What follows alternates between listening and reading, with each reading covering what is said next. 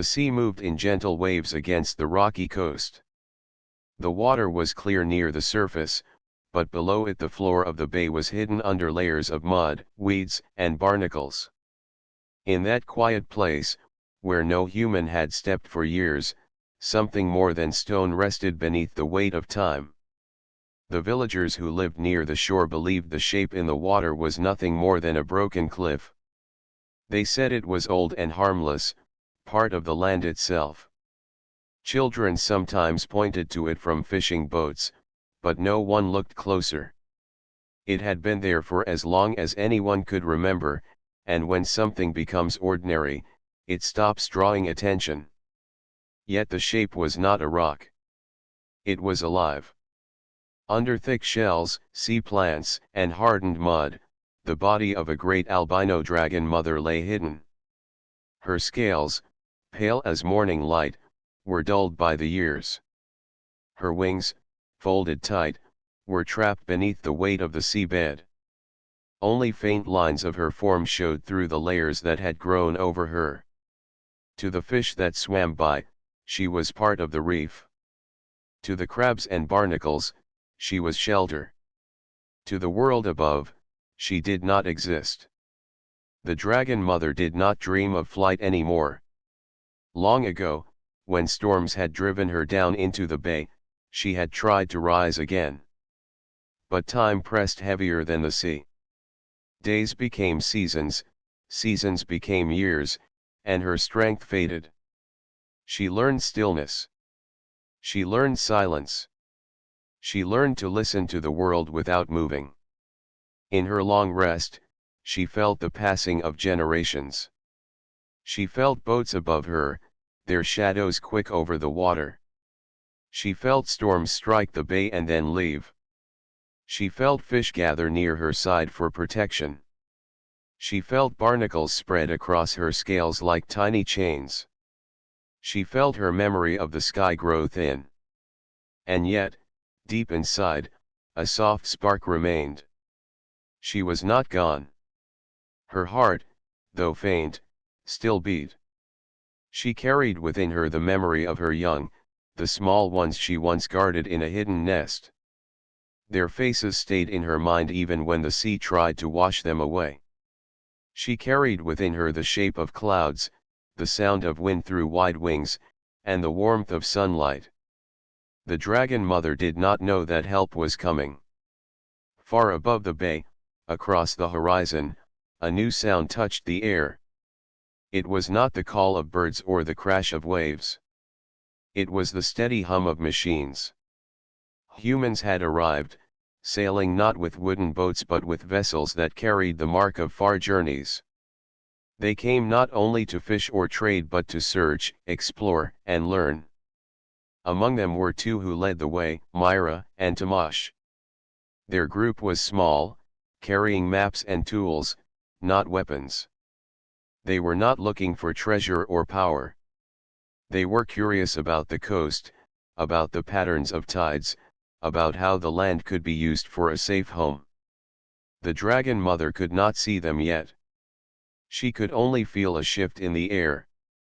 The water near the shore moved with new ripples. The sound of human voices reached faintly through the surface. It had been many years since she had heard such sounds. The humans walked along the rocky edge, writing notes, setting markers, and taking samples of sand. They were careful with each step, speaking to one another in low voices, pointing to plants and stones. When the tide pulled back farther, Myra noticed something unusual near the shallows. "Look," she said, pointing to the strange shape that rose from the water. Tamash shaded his eyes. "It looks like a reef," he answered. "But it does not match the map." The others gathered, curious. From a distance it truly seemed to be stone, covered in weeds and shells. But Myra felt a strange pull toward it. There was something about its curve, something that looked less like a rock and more like a living form trapped in stillness. She stepped closer. The dragon mother felt her. For the first time in many years, she felt not fish brushing her side but hands moving near her scales. The touch was gentle, not heavy like the barnacles, not cold like the tide. It was light, curious, respectful. She stirred faintly inside, though her body remained bound by layers of time. The humans did not yet know what they had found. They thought it was an odd discovery, something worth noting, something to study later. But Myra's eyes lingered on it longer than the others. She felt as if the shape was watching her back. The dragon mother, wrapped in mud and barnacles for years, lay waiting. Forgotten by the world, she did not know that these strangers would change her story. She did not know that their kindness, and their patience, would awaken the spark within her heart. For now, the sea held its secret, and the humans walked away with their maps. But the first step had been taken, and the bond between them had begun. The next morning the tide was low, and the explorers returned to the coast. The group moved in pairs, marking paths with colored flags so they would not lose track of their steps. Myra carried a small journal, and Tomasz carried a scanning tool that measured the thickness of the soil and stone beneath the surface. The sky was clear, the air cool, and the sound of gulls circled above them. It was the kind of day that promised discovery. For most of the group, the search meant looking at minerals and plants, but Myra could not stop thinking about the shape she had seen the day before. She slowed her steps as they neared the bay. The water sparkled in the sunlight, and the dark curve of the reef rose from the shallows again. To her eyes, it seemed less like stone now. She could see faint lines that hinted at ribs beneath the weeds, and the arch of the form reminded her of wings folded tightly. "Myra," Tomasz called. "You are walking ahead of the group again." She smiled but did not answer. She stepped closer to the edge of the water. The tide was so low that parts of the shape were exposed. Barnacles clung to the pale surface like rough jewels. Long strands of seaweed moved with the waves, hiding and then uncovering small sections of a smoother texture beneath. Myra bent down and brushed her hand against the surface. To her surprise, it was not the grainy feel of stone. It was harder, yet warmer, with a faint pattern that looked almost like scales. Tomasz joined her. He pressed the tip of his scanning tool against the surface. The screen lit up, showing irregular readings. "Strange," he murmured. "It is not solid rock. There are hollow spaces inside, as if it has chambers or a skeleton." The others gathered, curious about the odd results. One of them suggested it might be the remains of a giant creature, turned to stone after many years. Another guessed it could be a buried ship. Theories spread quickly, but none of them were certain. Myra kept her eyes fixed on the pale surface. "It is not dead," she whispered. Tomasz frowned. "What do you mean?" "I do not know," she said softly. "But I feel it. Look at the shape, Tomasz. Look at the curve of the body. It is resting, not broken."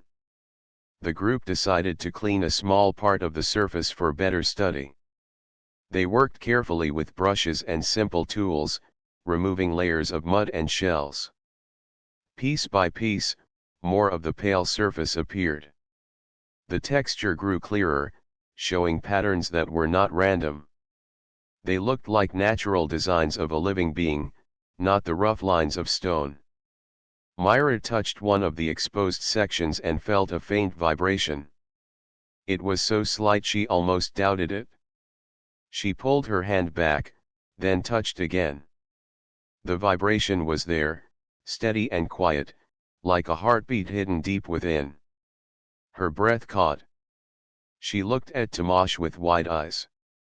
"It is alive." Tomasz stared at her, then placed his own hand on the surface. For a long moment he said nothing. Then he whispered, "You may be right. The group grew silent. The discovery was greater than they had expected. If it was alive, then it was something ancient, something the world had forgotten. No one could recall stories of such a creature living near these shores. They worked more slowly now, afraid to cause harm. Barnacles cracked away under gentle hands, and the pale surface shone brighter where it was cleaned. The curve of a wing was revealed, folded tight as if protecting the body. A ridge along the back appeared, strong even beneath the weight of years. The dragon mother stirred faintly. She felt the pressure lighten where the barnacles were removed. She felt the warmth of hands against her scales. The spark within her grew stronger. Her eyelids twitched, but they were too heavy to lift. For the first time in years, she felt the touch of kindness. The humans stepped back, uncertain what to do next. The discovery was beyond their knowledge. Myra wanted to stay and keep cleaning, but Tomash reminded her that they needed to return before the tide rose. The sea could cover the shape again, hiding it from view. Reluctantly, the group packed their tools. Myra stayed for a moment longer, placing her palm against the pale surface. "We will come back," she whispered. "You are not alone anymore." The dragon mother felt the words. She could not understand human language, but she sensed the meaning in the tone. The sound reached her like sunlight breaking through water. When the group walked back toward their camp, Myra looked over her shoulder again and again. The shape in the bay no longer seemed lifeless. It seemed as if it were waiting. The others talked of sending a larger team, of bringing better equipment, of making a report. But Myra kept her thoughts close. She did not want to see this living form turned into a subject of study alone. She felt something deeper. She felt as if she had been chosen to find it, as if the pale creature had been waiting for her. In the still water of the bay, the dragon mother lay wrapped in mud and barnacles. She did not move, but her heart beat stronger. The humans had touched her, and hope, long buried, began to rise again. The morning tide carried the scent of salt and seaweed as Myra hurried back to the bay. She could not sleep during the night, her mind filled with the image of the pale creature hidden beneath barnacles. Tomash followed close behind, carrying tools and cloths. The rest of the group came as well, curious and excited about what they had found. The sun was low, casting golden light across the water. The reef was clear again in the shallow tide, its curved form more striking now that they had cleaned parts of it the day before. Myra knelt by the surface and placed her hand gently on it. It felt warmer than before, almost as if the creature's life was stirring from within. Tomash watched the small screen of his scanner. "The readings are changing," he said. "It is like the inside is moving very slowly. This is no rock." Myra smiled softly. "I told you it is alive." The others still carried doubt, but their eyes were wide with wonder. No one had seen anything like this before. If it was truly alive, then it was older than their records, older than the villages, perhaps older than their people's first journeys across the sea. They began to clean again, brushing carefully, removing shells, pulling away strands of seaweed. Piece by piece, the dragon mother's body was revealed. Her wings remained folded, but the outline of her head became clear. Her horns, curved and pale, appeared from beneath the mud like ancient ivory. Myra felt a sudden tremor beneath her hands. She pulled back in surprise. The surface quivered faintly, then grew still again. "Did you feel that?" she asked. Tomash nodded. "Yes," it responded. The group grew silent. They no longer spoke of it as stone or skeleton. They knew now that something within was waking. Their movements slowed. They treated every touch with care, as if they were not explorers but caretakers of a sleeping being. The dragon mother sensed them. For years she had rested in silence, her body heavy with time. But the touch of these humans broke through her stillness. She felt the weight of barnacles lift, she felt water run smoothly over her scales again, and she felt warmth return to places that had been cold for so long. Her eyes fluttered beneath their lids. She tried to open them but could not. She tried to lift her head but found the strength lacking. Yet deep inside, her heart began to beat with more rhythm. Each beat spread warmth through her body, softening the long stiffness of her rest. Myra leaned close. "You are safe," she whispered, though she knew the creature could not understand her words. And yet, the dragon mother did understand the tone. It was soft, calm, and filled with patience. She had once spoken to her own young with that same tone, long ago when they huddled under her wings. The memory stirred her, urging her to rise again. Tomash stepped beside Myra. "If it truly is alive, it will need care. We must clean more, remove the weight, and give it space to breathe." So they worked for hours. They cut away weeds, broke off barnacles, and poured buckets of clear water to wash the surface. Slowly, the dragon's pale scales began to shine under the sun. They gleamed faintly, a soft white glow that looked almost like pearl.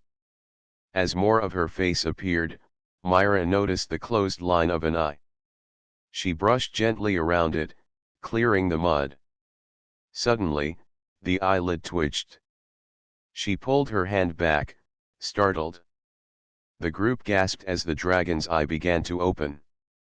At first it was only a narrow slit, pale and unfocused.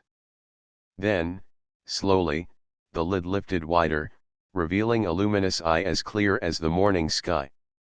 The dragon mother looked at them. Her gaze was not sharp with threat, nor dim with weakness. It was curious, calm, and deep with age.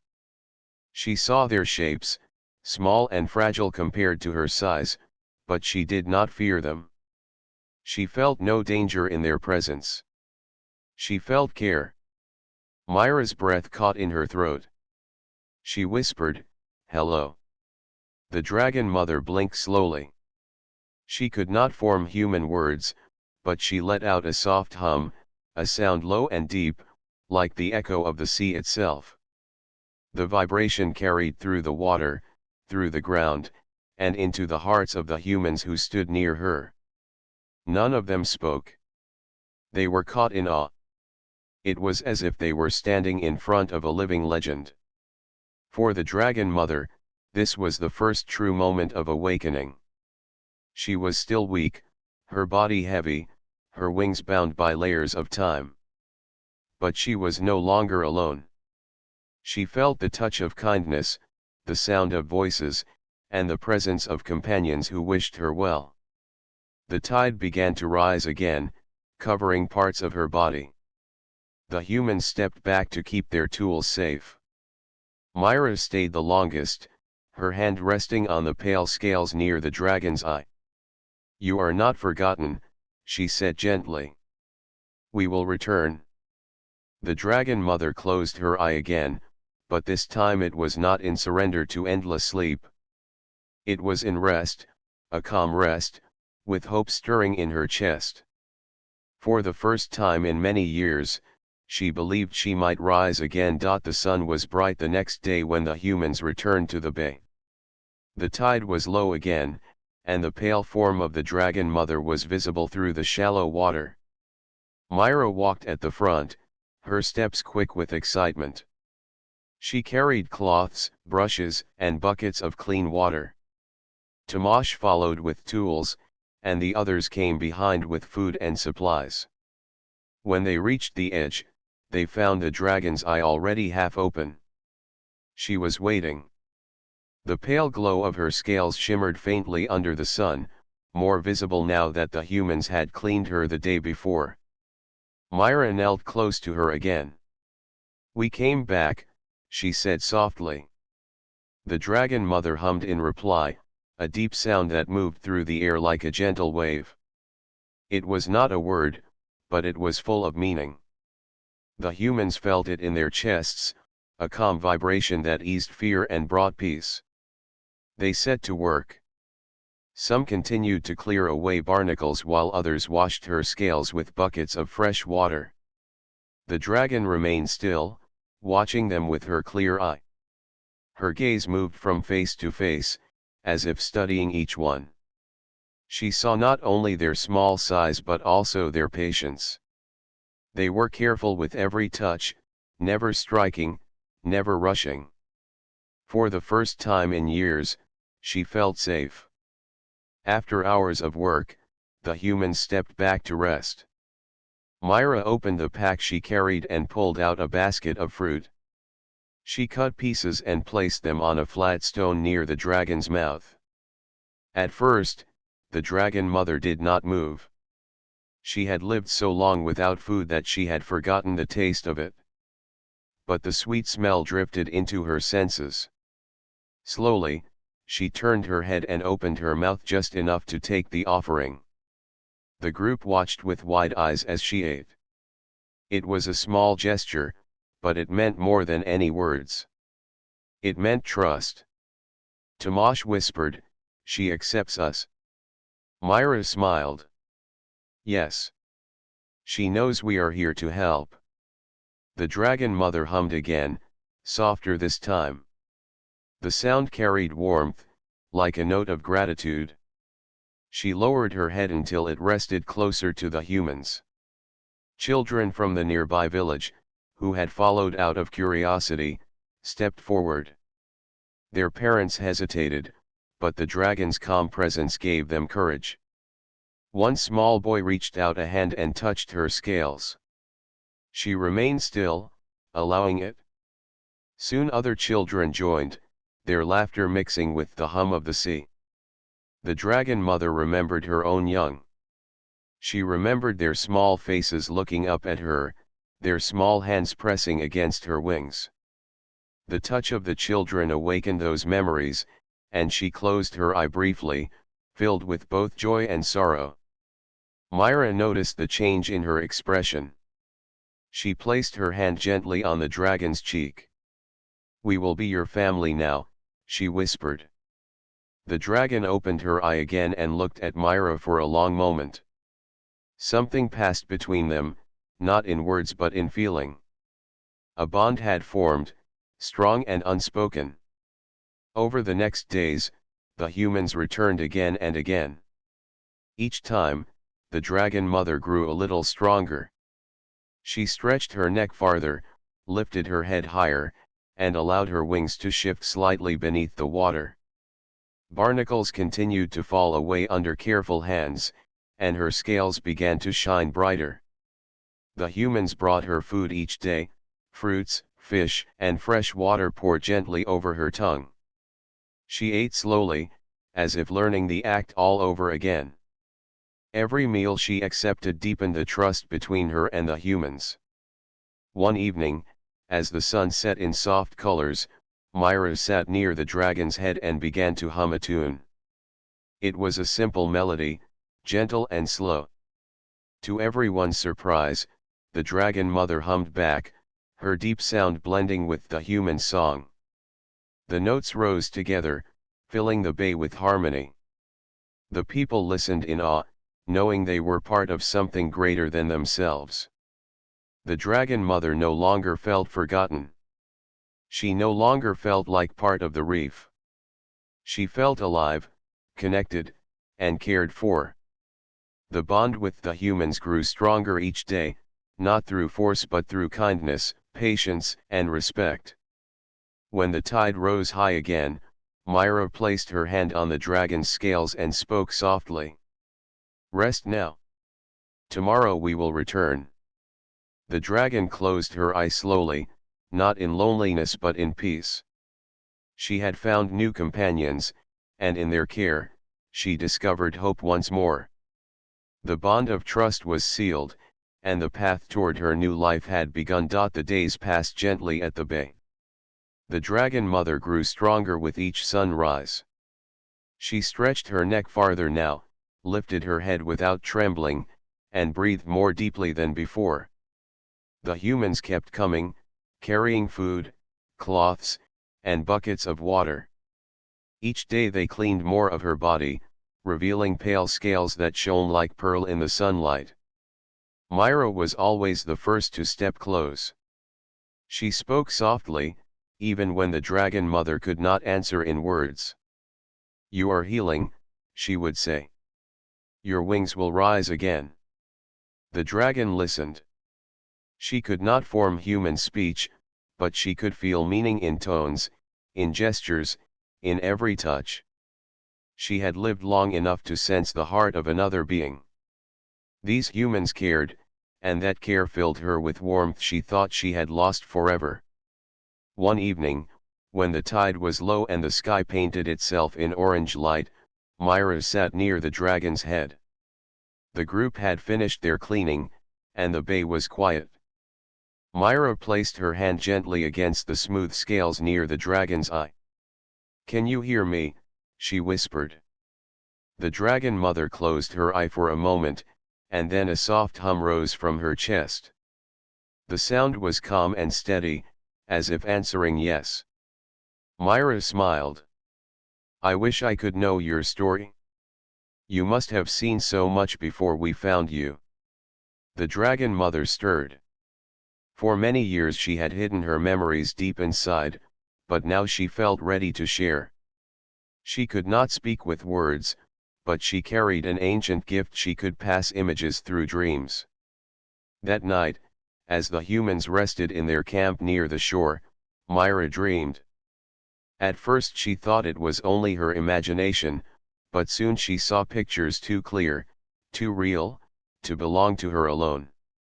She saw the dragon mother flying high above mountains, her white wings glowing in sunlight. She saw other dragons, smaller ones, circling close. Some were her children, fragile but full of energy, their scales soft and bright. She saw the dragon fold her wings around them, guarding them in a cave while storms raged outside. She saw her guide them into the sky, teaching them to ride the winds. The vision shifted. Myra saw the storm that had brought the dragon down. Dark clouds rolled over the sea, and lightning split the sky. Waves rose higher than cliffs, pulling the dragon mother away from her children. She fought the storm, but her wings weakened, and the sea dragged her into the bay. She sank beneath the water, heavy and exhausted. The last image was of her children calling for her, their voices fading as the sea closed over her head. Myra woke with tears on her cheeks. She looked at the dragon, who rested peacefully in the shallows, her eye half open. Myra understood now. She knew the dragon had lost her family and had been buried in silence for years. She went to her side and whispered, "I saw them. Your children. They loved you.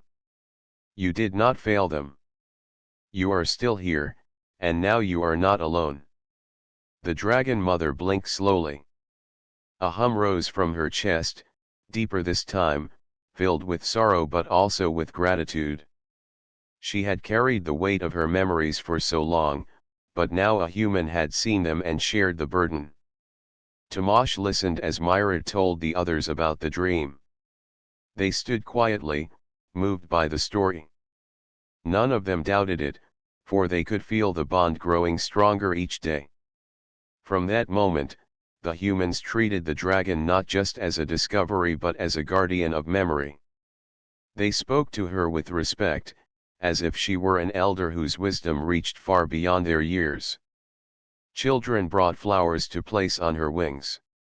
Adults left lanterns by the shore at night, small lights to honor the young ones she had lost. The dragon mother felt the kindness of these gestures. Though her children were gone, their memory lived again through the humans. Each flower, each lantern, Each word spoken near her scales was like a promise that she would never be forgotten. As the days passed, the bond grew deeper. The dragon mother no longer hummed only in reply. Sometimes she began the sound herself, calling softly when the humans arrived, greeting them like old friends. And sometimes, when the camp grew quiet at night, she shared more visions of skies filled with color, of rivers that shone like glass, of mountain peaks that touched the stars. The humans treasured these dreams. They spoke of them as gifts, signs that the dragon trusted them completely. Myra kept writing in her journal, not with simple notes anymore but with stories drawn from the visions. She remembers the world, Myra wrote, and she gives those memories to us. We are her listeners, her companions, her new family. The dragon mother no longer felt trapped in the past. Her memories were still part of her, but now they were shared. She did not carry them alone. She carried them with the humans, who gave them new life through words, lanterns, and care. For the first time since she had fallen into the bay, she believed her story was not ending. It was only beginning again. The morning sky was painted with soft pink and gold as the humans gathered at the bay. The dragon mother had grown stronger with each passing day. Her wings, once trapped beneath mud and weeds, now stretched farther into the air. Her body glowed brighter, her pale scales gleaming like pearls washed clean by the tide. Myra stood close, watching as the dragon lifted her head higher than ever before. The sound of her hum filled the bay, deep and steady. It was not the tired sound of survival anymore. It was a sound of strength returning. She is ready, Myra whispered to Tomash. Tomash looked at the dragon with wide eyes. You mean ready to rise? Yes, Myra said softly. She has been waiting for this moment. The humans had prepared for days. They built wooden platforms near the shallow water so the dragon could test her steps. They tied ropes and placed pulleys to help lift the weight of her wings if needed. Children gathered flowers and placed them on the sand, as if to cheer her on. Everyone felt the same hope that the dragon mother would return to the sky. The dragon mother moved slowly at first. She shifted her body, pressing her claws into the wet sand. The ground trembled lightly under her weight. She spread her wings halfway, shaking off drops of water that sparkled in the morning light. For the humans, it was the most beautiful sight they had ever seen. She tried to rise. Her wings beat once, sending a gust of wind across the bay. The humans shielded their faces, laughing with surprise as the wind lifted sand and petals into the air. But the dragon sank back down, her wings too stiff from years of stillness.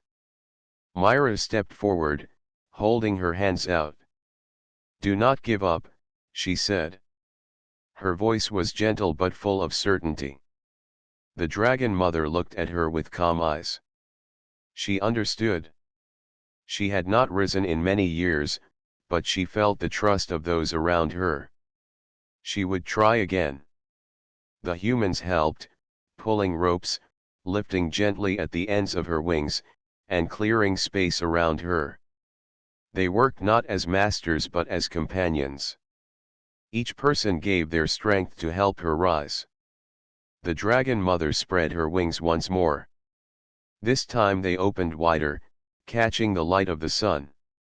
The pale glow reflected across the water like silver fire. She beat her wings again, stronger now. The gust lifted waves higher, and the humans shouted with joy as spray rained down on them. She pressed her claws into the sand, pushed with her legs, and flapped with all the strength she could gather.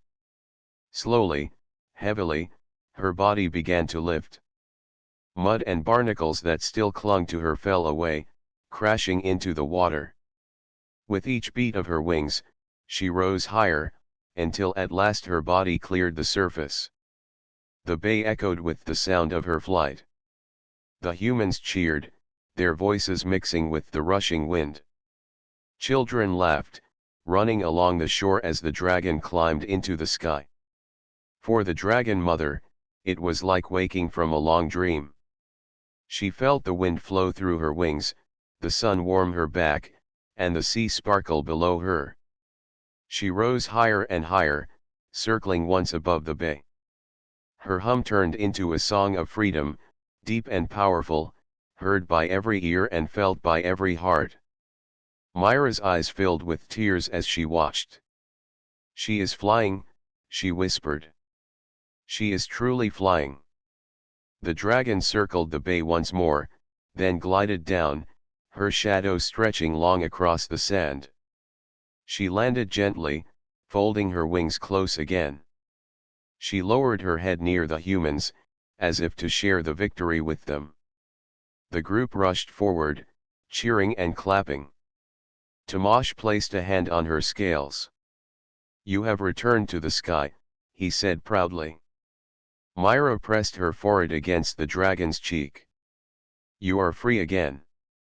The dragon mother hummed in reply, her sound full of joy. She had not felt such life in centuries. She had been buried, forgotten, lost in silence. But now she was alive, rising with humans who had given her hope. From that day forward, the dragon no longer lay still in the shallows. Each morning she stretched her wings, each evening she glided over the waves.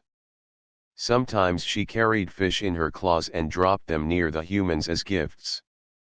Sometimes she circled above their camp, her pale body shining like a star. The humans did not see her as a beast or a legend anymore. They saw her as a companion, a guardian, and a friend. She no longer lived only in her memories of the past. She lived in the present, with new partners who stood beside her. The dragon mother lifted her wings once more, and the people of the bay knew this was only the beginning. Her first flight was not just a return to the sky. It was a promise of many more journeys yet to come. The bay was no longer a forgotten place. Since the day the dragon mother rose into the sky, the shore had become alive with energy and hope. People from the nearby villages came to see her, not with fear but with wonder. They brought gifts of food, flowers, and songs, treating her not as a creature to be studied but as a guardian who had chosen to live among them. Every morning the dragon mother lifted her wings and took flight. Her pale form shone brightly against the blue sky, and her shadow stretched far across the land and sea. Fishermen said their journeys became safer with her presence above the waters. Children laughed as they chased her shadow along the sand. Elders lifted their heads and spoke softly, saying they had never dreamed of seeing such a being in their lifetime. Myra often stood at the edge of the water, her heart full each time the dragon soared overhead. She remembered the first day she touched the barnacle-covered scales and how fragile the dragon had seemed. Now, to see her flying strong and free, filled Myra with joy. "You are home again," Myra whispered one evening as the dragon landed gently beside her. The dragon lowered her head, humming in reply. Her eyes, bright and calm, reflected the sunset. She understood that she had not only been saved, she had been given a new life, and the humans were part of it. Tomasz, who had once spoken only of maps and tools, now spent hours drawing careful sketches of the dragon's wings and recording her movements. But his writings were not cold notes anymore. They were filled with respect, admiration, and even affection.